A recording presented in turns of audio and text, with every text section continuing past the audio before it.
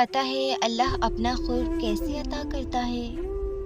تمہیں بار بار مشکلات میں ڈال کر، تمہیں بار بار آزمائشوں میں ڈال کر، تاکہ تم تنگ آ جاؤ اس دنیا سے اور مدد کے لیے کوئی سہارا ملے نہ ملے تمہیں اس دنیا میں، اور تم جس طرف بھی نگاہ دوڑاؤ مایوس ہو جاؤ تم اس دنیا سے، اور تھک ہار کر تمہاری نگاہیں واپس اپنے اللہ کی طرف پلٹ آئیں، اور وہ تمہارا منتظر اللہ اپنی بارگاہ میں تمہارا استقبال کرے اور تمہیں نواز دے پھر اپنی قربت سے، اور اس کی قربت سے قیمتی شے بھی کوئی ہو سکتی ہے؟ اللہ تمہیں اسی سے آزماتا ہے جو تمہیں سب سے زیادہ محبوب ہوتا ہے۔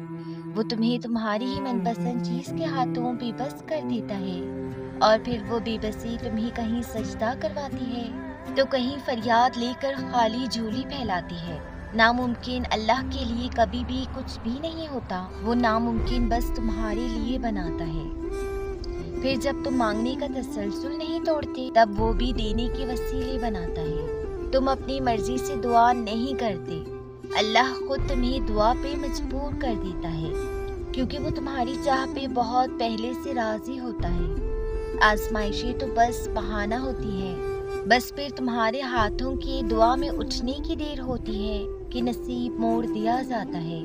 جب اللہ نے نوازنا ہوتا ہے تو ہاتھ خود بخود دعا کے لیے اٹھنے لگتے ہیں، سر سجدے میں خود جھکنے لگتے ہیں، دعاؤں میں آنکھوں سے آنسو خود ہی بہنے لگتے ہیں۔ وہ اپنے بندے کو آزمائش میں ڈال کر وہاں سے راستہ نکالتا ہے جہاں انسان نا امید ہو جاتا ہے۔ وہ اپنے بندوں کو آزمائش کی اندھیری سے گزار کر اس کی چاہتوں کی روشنی سے نوازتا ہے۔ وہ اپنے بندے کو ہمیشہ تڑپتا ہوا نہیں چھوڑتا، بس اسے صبر کرنا سکھاتا ہے، کیونکہ ہر چیز کا ایک مناسب وقت ہوتا ہے۔ کوئی بھی چیز وقت سے پہلے ہمارے لیے کیسے بہتر ہو سکتی ہے؟ تو اگر سب کچھ اللہ پر چھوڑ دیا ہے تو اس کے فیصلوں پر بھروسہ بھی رکھو، وہ تمہاری ہر چاہت کو پورا کرنے پر قادر ہے۔ ہاتھ جوڑ کر دعا مانگنا۔ اگر اللہ نے تمہاری اس ہتھیلی کو خالی ہی رکھنا ہوتا تو وہ تمہیں کبھی بھی ان ہاتھوں کو جوڑ کر دعا مانگنا نہ سکھاتا۔ اللہ جانتا ہے کہ کس طرح آپ سارا دن بمشکل مسکراتے ہوئے گزار کر رات کی تنہائی میں ضبط کھو بیٹھتے ہو۔ اللہ جانتا ہے کہ نماز کے دوران اللہ کی موجودگی کا احساس کیسے آپ کا صبر چھین لیتا ہے اور آپ بچوں کی طرح بلکنے لگتے ہو۔ اس نے دیکھا ہے جب آپ نے برداشت سے باہر کیفیات کو بھی اس کی رضا کی خاطر جھیلا ہے۔ اس نے دیکھا ہے جب آپ نے بہت کچھ قیمتی قربان کیا ہے۔ جس طرح آپ اپنا بنایا ہوا آرٹ پہچانتے اور سمجھتے ہیں، اسی طرح اللہ بھی اپنا آرٹ خوب جانتا ہے، اور اس نے صبر کے ایک ایک لمحے کا بڑا اجر رکھا ہے۔ وہ ضائع نہیں جانے دے گا آپ کی کوششیں، اس لیے یقین کی رسی مضبوطی سے تھامے چلتے رہیں، کیونکہ اللہ آپ کو وہاں لے جا رہا ہے جہاں آپ پہنچنا چاہتے ہیں۔ کن کہنے کو تو ایک لفظ ہے، مگر جب اللہ کا کن ہوتا ہے نا تو بازیاں پلٹ جاتی ہیں، ناممکن لگنے والی چیز بھی ممکن ہو جاتی ہے۔ وہ دعائیں جن کی حقیقت میں ہونے کا گمان نہیں ہوتا وہ بھی ہو جاتی ہیں۔ اس لیے اپنے اللہ کی ذات پہ کبھی شک نہ کریں۔ اللہ آپ کے معاملات کو اتنے بہترین طریقے سے ٹھیک کرے گا کہ آپ خود حیران ہو جائیں گے۔ ایک دن تم اپنی دعاؤں کو جیو گی اور پھر تم کہو گے کتنا مشکل سمجھتا تھا میں اسے پانا جس کو آج میں نے پا لیا ہے۔ پھر تم یہ سوچ کر شکر کرو گے کہ تم نے اللہ سے مانگنا نہیں چھوڑا۔ اگر چھوڑ دیتے تو کیا انجام ہوتا تمہارا؟ اگر چھوڑ دیتے تو کیا دیکھ پاتے یہ معجزہ؟ جب آپ اللہ سے مخلص دل سے مانگتے ہو، جب آپ دوسروں کے ساتھ برا نہیں کرتے تو اللہ بھی پھر آپ کے ساتھ بھلائی کا معاملہ کرتا ہے۔ جب آپ کا دل صاف ہوتا ہے تو اللہ خود آپ کا ساتھ دیتا ہے اور کہتا ہے غم نہ کرو، آپ ہی غالب رہو گے۔ پھر آپ کے مخالف ساری کائنات ہی کیوں نہ کھڑی ہو جائے، پھر کوئی کچھ نہیں کر سکتا، کوئی بھی اللہ کی عطا کو نہیں روک سکتا۔ خدا پر بھروسہ کرتے ہو نا تو پھر کیوں اپنی قسمت سے ڈرتے ہو؟ یقین رکھو وہ آپ کو لڑکھڑاتا ہوا دیکھ رہا ہے، مگر کبھی گرنے نہیں دے گا۔ دعائیں مانگتے رہا کرو۔ قبولیت کے فیصلے نیت اور تڑپ دیکھ کر کیے جاتے ہیں، حالات اور اسباب دیکھ کر نہیں۔ وہ جانتا ہے تم تھک گئے ہو، وہ جانتا ہے تم صبر کر رہے ہو اور اپنی دعا کی قبولیت کا انتظار کر رہے ہو۔ اتنا سب کچھ ہونے کے باوجود تم نے اپنی آس اس رب سے لگائی ہوئی ہے اور امید بھی اب تک ختم نہیں ہوئی ہے۔ کیوں؟ اس وجہ سے کہ اللہ دل میں بستا ہے اور تمہارا دل جانتا ہے کہ اللہ ہر چیز پر قادر ہے اور وہ ایک دن تمہاری دعا پر کن فرما دے گا۔ یہ ہمت، صبر اور توکل سب اللہ نے ہی تمہیں دیا ہے۔ یہ جو تم اتنی مضبوطی سے ان کٹھن راستوں کو طے کر رہے ہو، اس کی ہمت اللہ نے ہی تو دی ہے تمہیں۔ یہ جتنے وسوسے آ رہی ہیں نا تمہیں، یہ سب شیطان کی وجہ سے ہیں، مگر یاد رکھو کہ ایک وقت ایسا بھی آئے گا کہ وہ تمہیں وسوسے دیتے دیتے تھک جائے گا، اور جب وہ تمہارا یقین اتنا پختہ دیکھے گا تو خود ہی ہار مان جائے گا۔ یہ تمہارا ایک ہی دعا پہ اٹکے رہنا اور صبر کرنا ہی اللہ سے کن کہلوا دے گا، اور پھر آخر دعا کے آگے تو نصیب بھی ہار جاتا ہے نا۔ جب آپ اللہ پہ یقین رکھنا سیکھ جائیں گے تب آپ کو پستیوں سے ڈر نہیں لگے گا، کیونکہ تب آپ یہ بات سمجھ جائیں گے کہ آپ نے جس پر بھروسہ کیا ہے وہ بلندیوں کا بادشاہ ہے، اور اس بادشاہ کے ساتھ وفادار رہنے والے ہارتے نہیں بلکہ بلند سے بلند تر ہوتے چلے جاتے ہیں۔ امید کی ڈور اگر ٹوٹ بھی جائے تو بار بار گرہ لگا لیا کریں، چاہے 1000 بار بھی یقین کھو دیں تب بھی پھر سے گرہ لگا لیا کریں، لیکن ڈور ٹوٹنے نہ دیا کریں۔ کیا خبر اللہ کو وہ ٹوٹ ٹوٹ کر باندھی گئی امیدوں کی ڈور کتنی پسند ہو؟ کیا خبر اللہ کو آپ کا بار بار روتے ہوئے اسے پکارنا کتنا عزیز ہو؟ اور جب وہ نوازنے پر آتا ہے تو بے حساب دیتا ہے۔ بس یقین پختہ رکھیں کہ وہ بہترین سے نوازے گا۔ دعاؤں پر کیوں یقین نہیں؟ مجھے ان لوگوں پر تعجب ہوتا ہے جب وہ لوگ دعا مانگنے کے بعد بھی دوسروں سے پوچھتے پھرتے ہیں کہ ہماری دعا قبول ہوگی، تو میں ان سے یہ پوچھوں گی کہ اگر آپ نے کوئی کام مخلص طریقے سے کیا ہے اور وہ بھی مشقت والا کام، تو کیا اللہ نے آپ کو اس کے بدلے نعمتوں سے نہیں نوازا؟ تو پھر آپ لوگ کیوں اپنے سوالوں کے جواب لوگوں سے ڈھونڈتے پھرتے ہیں؟ اللہ سے جب آپ نے مانگا تو وہ کیوں نہیں دے گا آپ کو؟ فرض کریں آپ کو اگر وہ نہیں بھی دے رہا اس دنیا میں تو اس کا اجر آخرت میں تو ملے گا ہی نا۔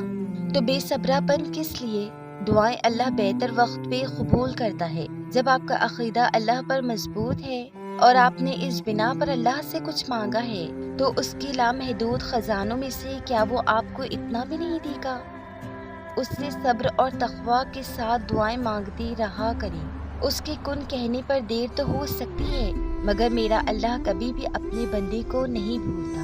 جس چیز کا کبھی ہم خیال بھی نہیں لانا چاہتے، جب وہ حقیقت بن کے ہمارے سامنے آتی ہے تو ہم چپ چاپ سہ جاتے ہیں۔ ہم اپنی برداشت سے ناواقف ہیں، لیکن ہمارا رب جانتا ہے ہم کن کن چیزوں کا سامنا کر سکتے ہیں۔ اللہ کسی شخص کو اس کی برداشت سے زیادہ تکلیف نہیں دیتا۔ اللہ نواز دے گا ہر اس چیز سے جس کے لیے تمہارا دل ترستا ہے، جس کے لیے تم رات بھر سو نہیں پاتے، جس کے لیے تم رات بھر بچوں کی طرح روتے ہو، جس کے لیے تمہارے دل میں بے سکونی ہے۔ جب تم اس پہ یقین رکھو گے تو وہ تمہیں کیسے مایوس ہونے دے گا؟ اور جب وہ تمہاری دعاؤں پہ راضی ہو جاتا ہے تو وہ یہ نہیں دیکھتا کہ دنیا اس چیز پر مطمئن ہے یا نہیں، اور نہ اس کو اس بات سے کوئی فرق پڑتا ہے کہ اس دعا کی قبولیت میں کتنی رکاوٹیں ہیں۔ وہ جب ارادہ باندھ لیتا ہے تو ناممکن کی ساری گرہیں اپنے آپ کھل جاتی ہیں۔ تم ہو جس کی تلاش میں، وہ تمہارے لیے ہر جہاں موجود ہو۔ تم چاہو ایک خطرہ تو تمہیں سارا سمندر ہی نصیب ہو۔ تمہیں جو ہو کوئی مشکل درپیش تو وہ رب کریم تمہارا نگہبان ہو، وہ کن فرمائے تمہاری ہر دعا پر، تمہیں فیکن دیکھنا نصیب ہو۔ اکثر ہمیں زندگی میں صرف ایک امید بھرے اشارے کی ضرورت ہوتی ہے۔ ہو سکتا ہے کہ یہ تمہارے لیے اشارہ ہو کہ جس چیز پر تم امید ہار چکے ہو سکتا ہے اس کا ہونا اب بھی ممکن ہو، کہ جن چیزوں کا مل جانا تمہیں ناممکن لگتا ہو سکتا ہے تمہاری کوششوں سے ان کا حصول بھی ممکن ہو۔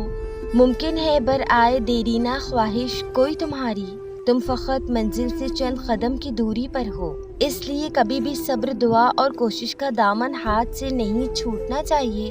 کیا پتا کب تمہیں کیا مل جائے۔